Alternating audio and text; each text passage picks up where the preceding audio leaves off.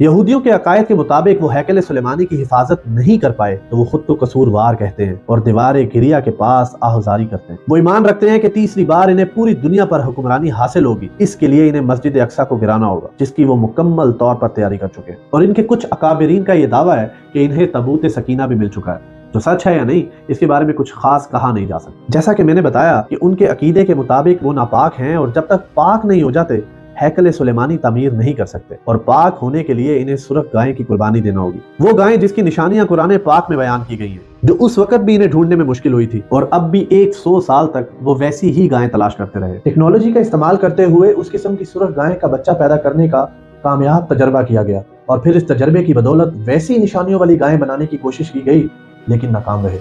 2019 میں امریکی ریاست سے انہیں 5 عدد ویسی گائیں مل گئیں جن کے جسم پر سرخ رنگ کے علاوہ اور کوئی بال نہیں تھا۔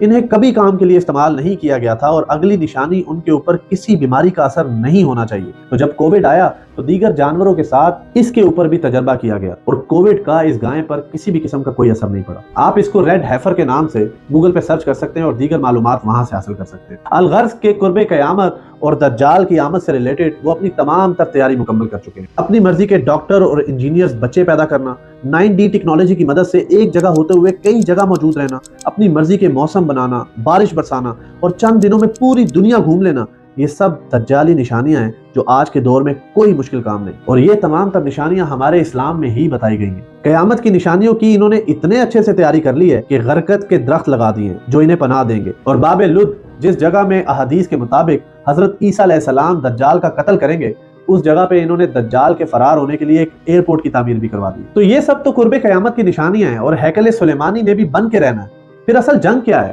اصل جنگ عقائد کی ہے۔